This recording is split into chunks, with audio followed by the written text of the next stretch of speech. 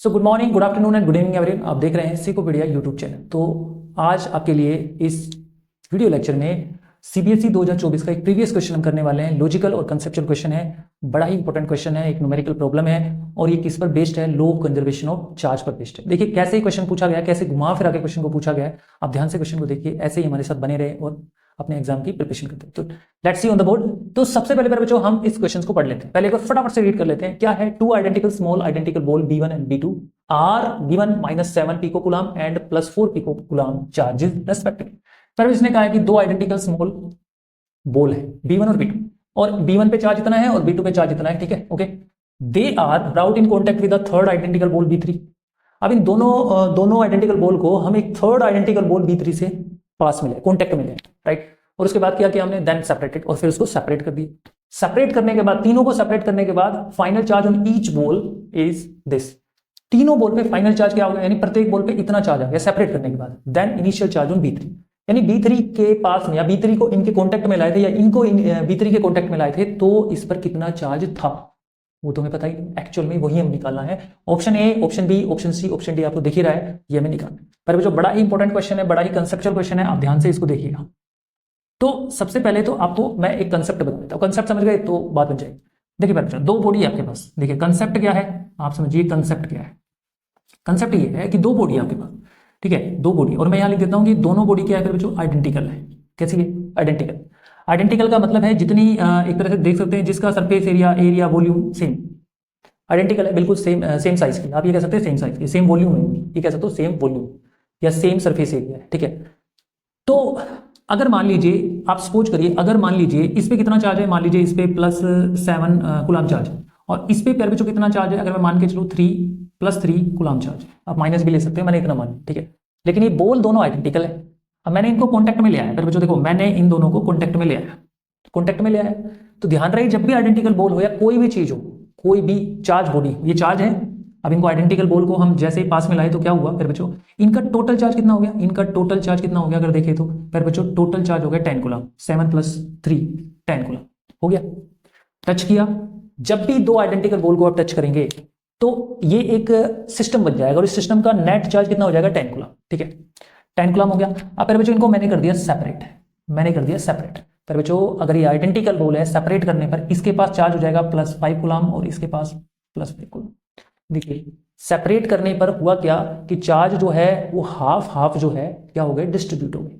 देखो पहले इतने चार्ज थे दोनों पे, इनको टच किया तो टोटल चार्ज इतना हो गया। होने के बाद जब इनको सेपरेट किया तो +5 चार्ज इनके पास 10 में से हाफ हाफ जो है डिस्ट्रीब्यूट हो गया। यही तो कंसेप्ट है, या आइडेंटिकल वर्ड का मीनिंग यही तो हुआ।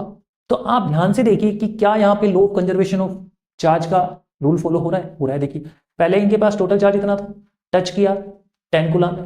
अब पूरे सिस्टम में, इस पूरे सिस्टम का टोटल चार्ज कितना? 10 कूलम। टच करने पर भी 10 कूलम और सेपरेट करने के बाद भी 10 कूलम। तो इसका मतलब यही तो है कि ये लो कंजर्वेशन ऑफ चार्ज पर बेस्ड है। ठीक है, अब आप इसको ध्यान से देखिए। To identical small conducting ball B1 और B2, दो आइडेंटिकल बॉल है B1 और B2। पहले तो देखिए B1 और B2। बॉल B1 है मेरे बच्चों, बॉल B1 है जिस पर Q1 चार्ज कितना दिया हुआ है? आपके पास दिया हुआ है -7 पिकोकूलम। ठीक है, एक मेरे बच्चों दी है बॉल B2, बॉल B2, इस पर चार्ज कितना दिया हुआ है? Q2, और इस पर चार्ज कितना दिया हुआ? +4 picocoulomb, right. Respectively they are brought in contact with the third identical ball B3। एक हमने ये जो बॉल है ना, दो बॉल जो है, इन दो बॉल को हम थर्ड आइडेंटिकल बॉल है, ये भी आइडेंटिकल है, जैसे ये दो बॉल आइडेंटिकल है, same volume same surface area की है, इस थर्ड आइडेंटिकल बॉल के साथ हमने इसको टच कर दिया, इनके कॉन्टेक्ट में ले। लेकिन फिर बच्चों यहाँ पे जो B3 आपके पास जो बॉल है आइडेंटिकल तो है, इस पे चार्ज मान लीजिए Q3 है, लेकिन इस पर चार्ज पता नहीं क्या है। तो पता नहीं क्या है तो हम मान लेते हैं x पिकोकूलम चार्ज। जब है नहीं, यही तो आगे हमें निकालना है, तो हम मान लेते हैं x पिकोकूलम। क्लियर है? यहां तक तो एंड करके यहां देन लगाया और देन के बाद लिखा है सेपरेटेड है। ये कह रहा है भाई सेपरेट कर दिया गया, इसको सेपरेट कर दिया गया। समझ गए आप क्या बोला? इसमें सेपरेट कर दिया। और सेपरेट करने के बाद क्या कह रहा है? If final charge on each ball, जैसे ही ये तीनों बॉलों को हमने कॉन्टेक्ट में लाया, देखो ये 3 बॉल है आपके पास, समझिए ये 3 बॉल हमने ली और ये बॉल है B1 और ये बॉल है B2 और ये बॉल है B3। ठीक है, ये कॉन्टेक्ट में है, क्लियर है? कॉन्टेक्ट में। अब मैंने इन बॉल को सेपरेट कर दिया। आप समझिए इन बॉल को मैंने क्या कर दिया? सेपरेट, B1 B2 और B3 सेपरेट कर दिया, राइट। अब ये कह रहा है सेपरेट करने के बाद ना ईच बॉल पर जो चार्ज आएगा ना वो इतना है। कितना आएगा? एक पे आ गया -2 पिको कूलम, दूसरे पे भी -2 पिको और तीसरे पे -2 पिको कूलम।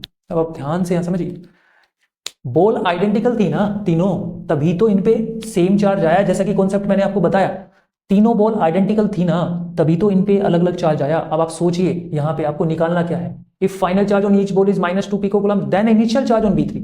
तो जो B3 बॉल है, ये B3 बॉल है मेरे बच्चों, जो B3 बॉल आपने मान रखी है जिस पर x पिको कूलम चार्ज है, ये कितना चार्ज आएगा ये बताना है। बड़ा आसान क्वेश्चन। अब आप ध्यान से देखिए, जैसे मैंने इसमें बताया था कि law of conservation of charge वाला रूल फॉलो कर रहा है, ऐसे यहाँ पे यानी टच, अब देखो ये टच हो रही है, टच होने के यानी टच के दौरान इसका टोटल चार्ज अगर मैं निकालूं, टच हो रही है, इस पर टोटल चार्ज निकालूं, चलिए टोटल चार्ज निकालते हैं। टच हो रही तो टच हो रही तो टोटल चार्ज क्या हो गया, एक तो -7 हो गया, प्लस एक हम 4 लेंगे, प्लस और एक हम x लेंगे।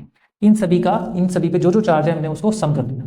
अब फिर जो बराबर किसके आना चाहिए, ये जो टोटल चार्ज आया ये डिस्ट्रीब्यूट हो गया इनमें, अलग अलग जो चार्ज इसमें मिल रहा है ना, इसको जैसे इसको अलग मिला, इसको अलग मिला, इसको हालांकि चार्ज इनको सबको सेम मिल रहा है, लेकिन बटा तो अलग अलग है चार्ज इनको। जो चार्ज इनको मिला है इनका सम करे वो इसी के तो बराबर आना चाहिए, तभी तो law of conservation of charge वाला जो रूल है वो फॉलो करेगा।